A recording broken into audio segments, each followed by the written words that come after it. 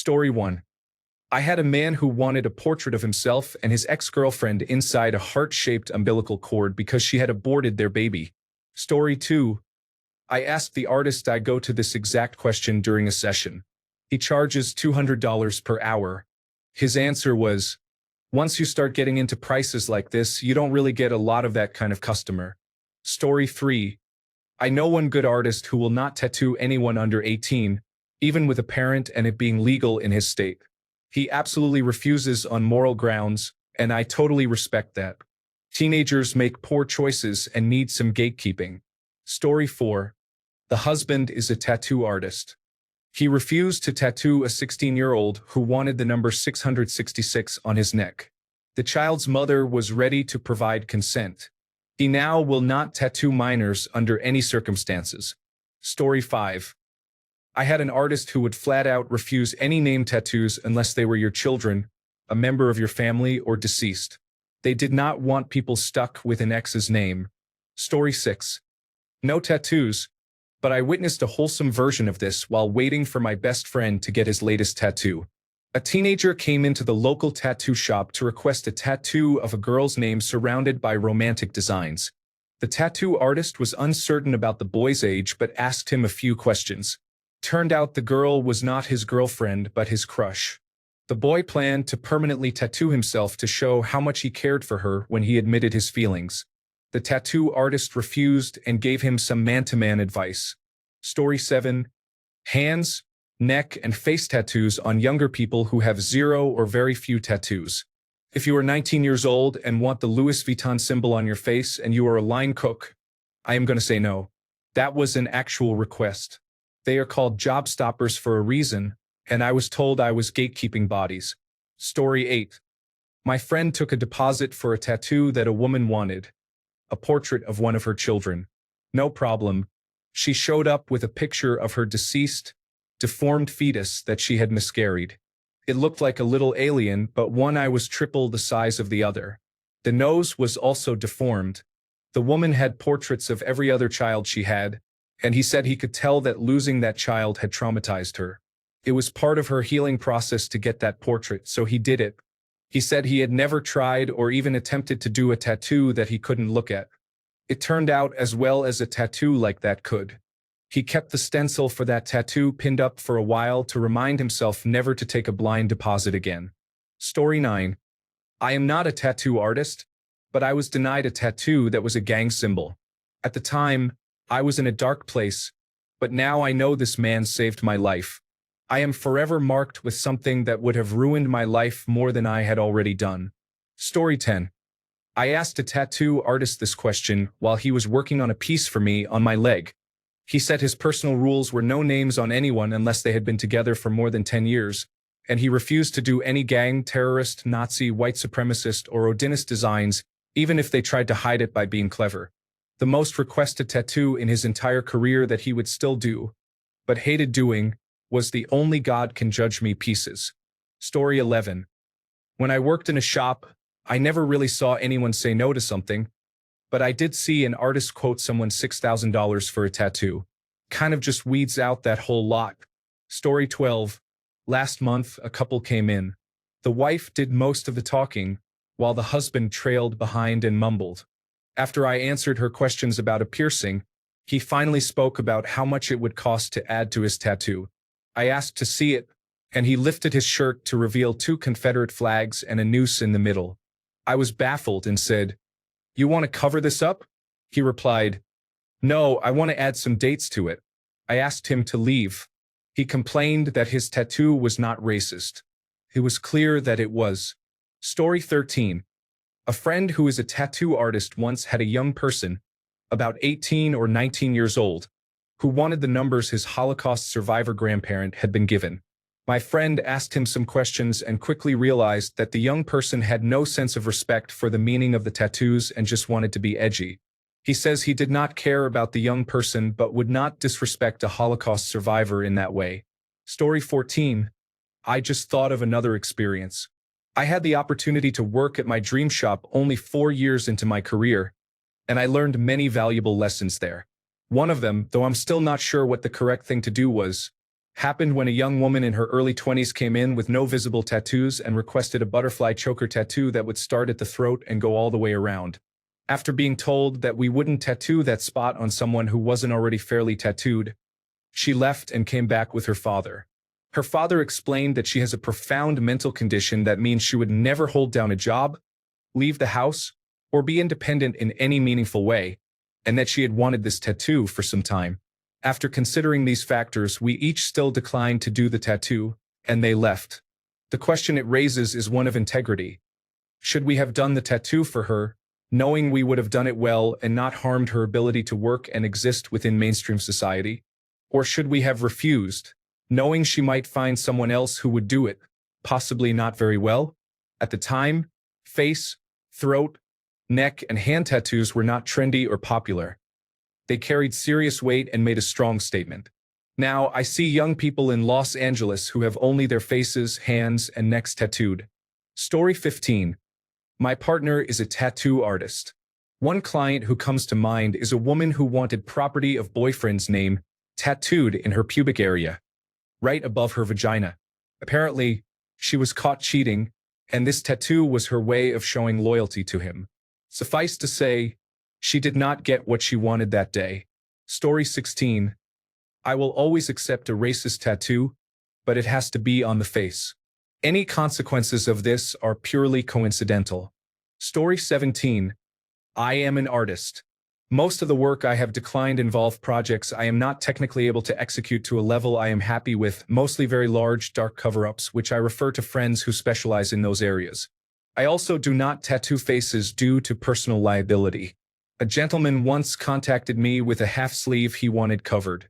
It was very large, dark, and geometric. I told him I was not confident in my ability to pack in opaque grays over black like that and referred him to my former mentor. He became upset and replied along the lines of, "Oh, you can't do it then?" At that point, I stopped responding. A couple of weeks later, I received a request for a quote on a dinosaur sleeve. We agreed on a price and the day arrived. It was the same man I had already declined, now with a half-done cover-up of the dinosaur sleeve already started and still fairly fresh.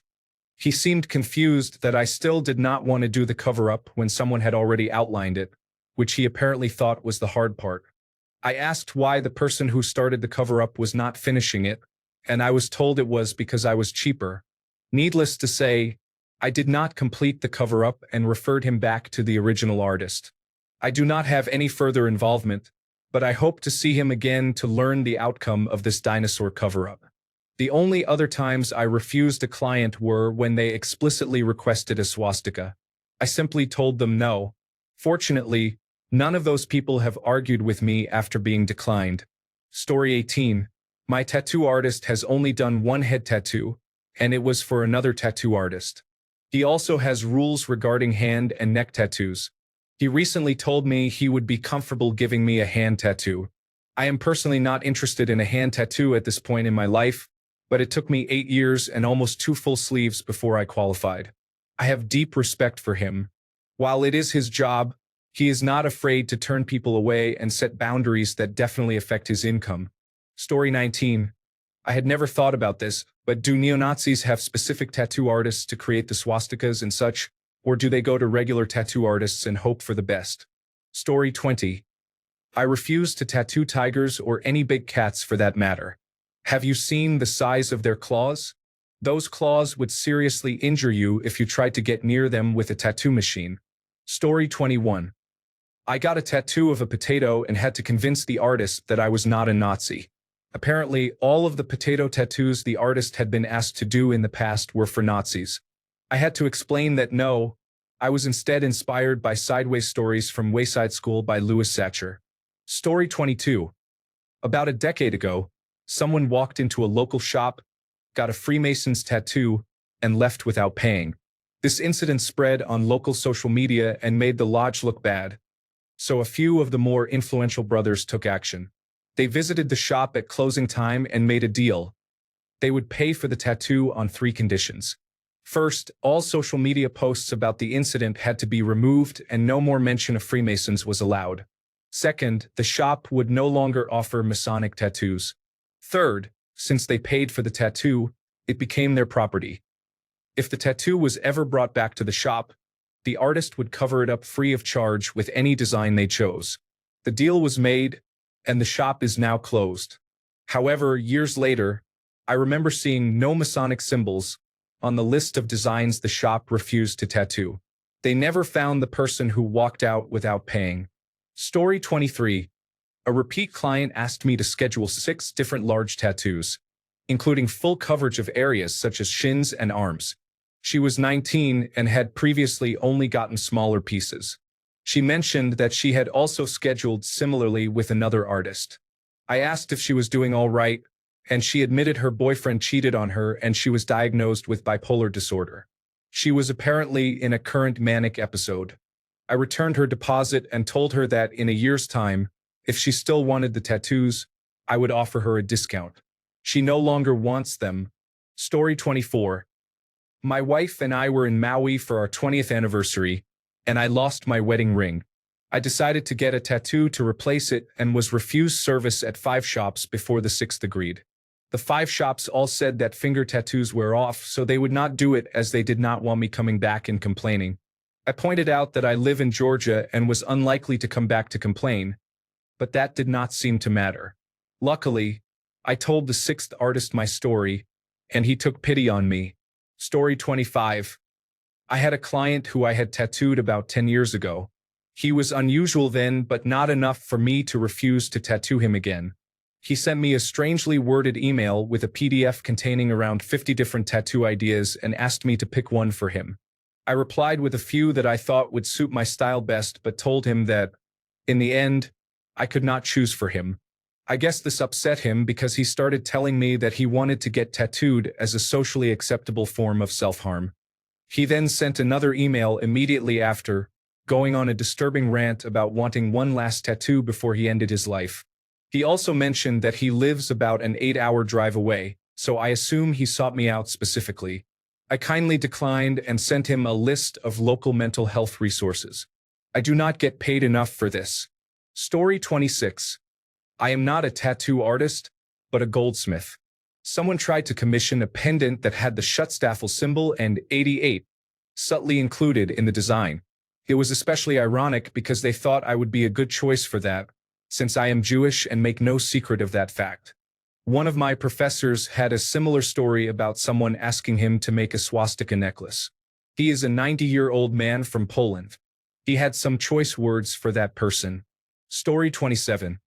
I was never denied a tattoo, but my tattoo artist does not allow other people in the room when working on the design, especially spouses or significant others.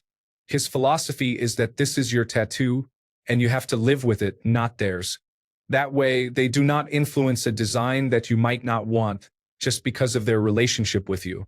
Story 28. When I was 25 in Vancouver, I tried to get a tattoo that said reserved on my right pinky because I was going to get an iron ring. I went to several tattoo shops and none of them would do it. They told me that fingers were not great for tattoos and that the lettering would bleed out. I asked about a ring tattoo instead, and they all said they would not give me a hand tattoo as my first tattoo. 28 years later, it is still one of only 2 tattoos that I wish I had gotten, but major credit to them all for pausing because of their professionalism and experience. Story 29. I had a man come in wanting a swastika for heritage. I told him heritage does not excuse hate and showed him the door. Another time, a man wanted his ex's full face tattooed on his chest with property of Jane underneath. I asked if she consented. He said she does not know yet. Big no. I create art, not regrets. Story 30. I had a client who wanted the phrase property of underserved. The thing is, I knew the person she wanted the name of, and he is unpleasant and inappropriate. I had to decline that request. Story 31. A 19-year-old young man, for whom I had previously done a half sleeve, contacted me about getting a full sleeve tattoo on his other arm as his second tattoo, from shoulder to wrist, featuring all pro-life imagery. I did not dismiss the request outright, but told him I needed a couple of days to think about it. After consulting with other tattoo artists with more experience than me at the time, I decided to decline. A coworker immediately offered to do the tattoo, which taught me an important lesson about integrity. My coworker did not share the young man's views either, but in his opinion, the appropriate response was to do the job, accept the payment, and move on. The young man never got the tattoo from us and is now running for city council in my hometown, having made a name for himself as a conservative spokesperson. He now has several children. Story 32. Chatting with the artist who did my first tattoo, he said he would do anything except certain things, such as swastikas. He said he would not do those unless they were on your face or hands. If you are about that kind of thing, you better be committed with no hiding from it. He said his rules had kept him from ever having to do it. I do worry, though, that all it takes is one person wanting something like that on their face, and suddenly many people come to you for it. I bartended for a long time, and we always had a rule. No Nazis. If you let one Nazi in and feel comfortable, pretty soon you have a Nazi bar. Nazi punks. Leave. Story 33. Mum brought her 15-year-old son in because he had a bunch of hand-poke scribbles on his forearm. She was asking about getting a cover-up, and he had selected a traditional three-legged panther. After having a smoke and thinking about this, I asked her, if he didn't have all this on his arm, would you be bringing him in for a tattoo? After she said no, I asked, then why reward his bad behavior with what he wants? Here is the name of a laser clinic you could take him to. The cost is about the same, and you can make him work off the debt. I will never forget the death stare this kid gave me after I ruined his whole scheme. I have also refused to tattoo symbols of hate for obvious reasons, but that one with this kid stands out the most. Story 34. My stepdaughter wanted a small wire hanger tattoo on her finger after Roe v. Wade was overturned. The tattoo artist that our entire family has visited many times not only refused but then blocked her and the rest of us. Personally, I am glad she did not get that tattoo, but it was very clear how the artist felt about it because he blocked our whole family. Story 35. I was once at a shop while a friend got a new tattoo. There was a man sitting at the counter, looking very bored and reading a newspaper. A couple of teenagers walked in holding hands, and nobody looked up or acknowledged them until they stood at the counter for a minute and said, without moving a muscle. The man at the counter said, help you? Yes. The girl replied, I want property of Buckley, in big capital letters across my lower back. There was 20 seconds of silence. The employee loudly folded his newspaper and stared at her for a moment. Then he slowly looked across at the boy. And this winner here, this is Buckley? She flinched and replied, yes. The man at the counter picked his newspaper back up and went back to reading it. Nah, he said, in a voice that made it clear the conversation was over. We're not doing that. The kids looked at each other, looked back at him, then sheepishly walked out the door. I sometimes wonder how things ended up for them. If she went on to get the tattoo somewhere else, or if that employee saved her from some regret later on. Story 36. Friends and I got different memorial tattoos for someone who passed away. Thankfully, the artist did not let me get the initials SS, because I had forgotten its other meaning. Story 37. The $20 tattoo of my second wife's name in a heart that I got in Panama cost $700 to cover with a larger tattoo about 20 years later. Story 38. I'm not a tattoo artist, but the artist I used to go to told me about a situation where he refused to do a tattoo. He said a man came in with a drawing of a symbol that was supposed to be a Native American symbol, but it was something he had made up. It actually had no meaning or connection to Native American culture or history. The artist refused to do it because he felt it was disrespectful to Native American culture. Story 39. My husband wanted initials on the inside of his fingers. I, along with his brother who has many tattoos, both tried to talk him out of it. The first tattoo artist he consulted also refused to do it. However, the second artist agreed. The tattoos lasted only about 2 weeks before being completely rubbed off. To this day, when it comes up, my husband says the artist did a poor job. Story 40. Not me, but my husband, who has several tattoos.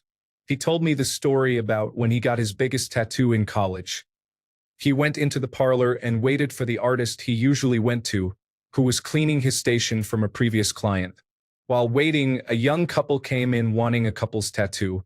The female receptionist, who also does tattoos, looked at them and asked how long they had been together. 3 days, the girl said, smiling. The receptionist looked like she hated her life and said to come back in 20 years when they were married. The couple was taken aback and left quickly. When my husband asked the artist if they denied all couples tattoos, he explained that the shop had a rule. The couple had to be married for at least 20 years, or if their partner had passed away or was terminally ill, to get a couple's tattoo. This was because the town often had college-age couples trying to get couples tattoos.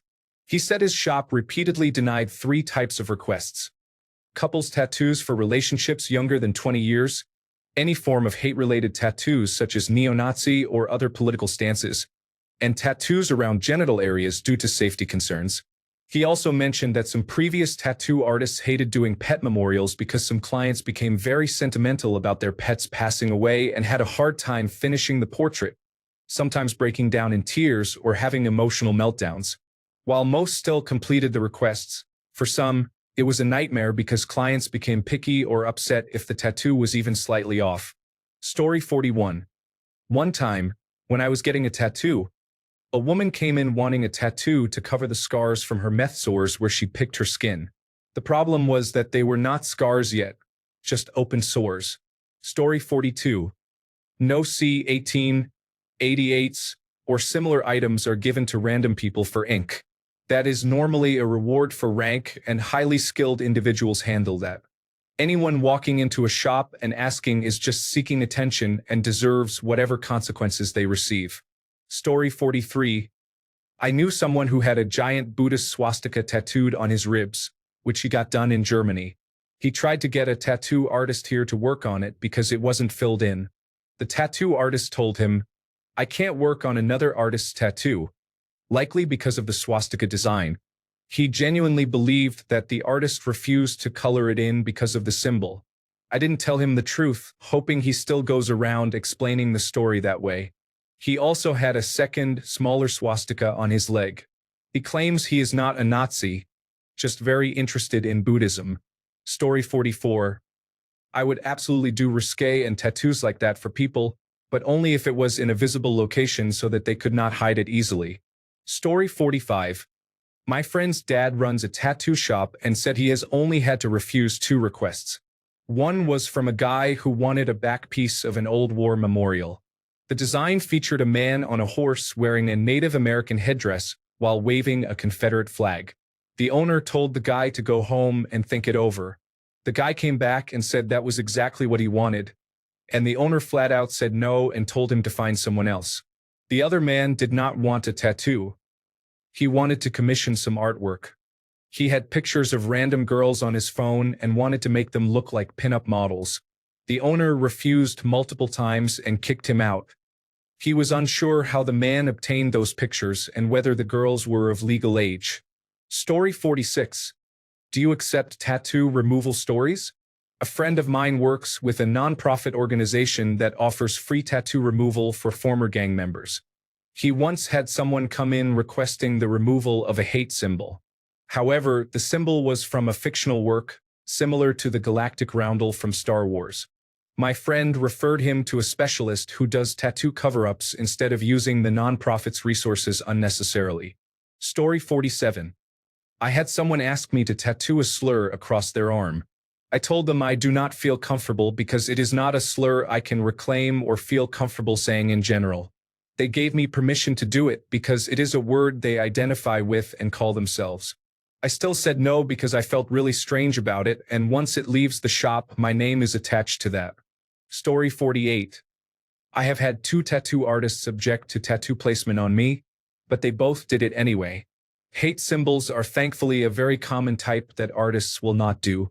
Story 49. Not a tattoo artist, but I was in a shop getting planned work done. A girl came in looking very upset and said she needed a John Smith, "I really truly do love you. Forgive me," tattooed across her buttocks. No artist in the shop wanted to do it. After she left, everyone wondered what she did to require that level of apology. Story 50. I wanted to get a spider web tattoo on my elbow in the style of Spider-Man, but my artist refused and told me it was a prison tattoo. So I got a Captain America shield instead. Story 51. Off topic, but as a largely uneducated person with reading and writing difficulties, would being a tattoo artist be a good idea or would I regret it? Story 52. I know a man who, a year after his mother died, got her first name tattooed across his shoulders. It is a long name, all letters are capitalized. The letters are at least 3 inches tall, and he is a big man. He never called his mother by her first name. He only ever called her mom. I wish he had gone to one of the artists here, who might have convinced him to choose a better memorial for her. Story 53.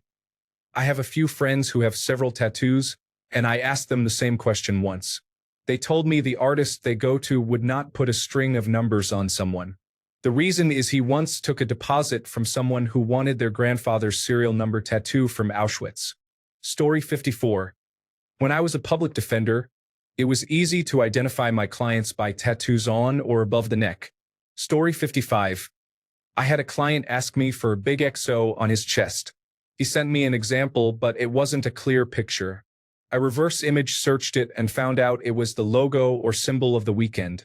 When he came in, I remarked on it, saying I wouldn't have guessed him to be a big The Weeknd fan. Oh, haha, I'm not.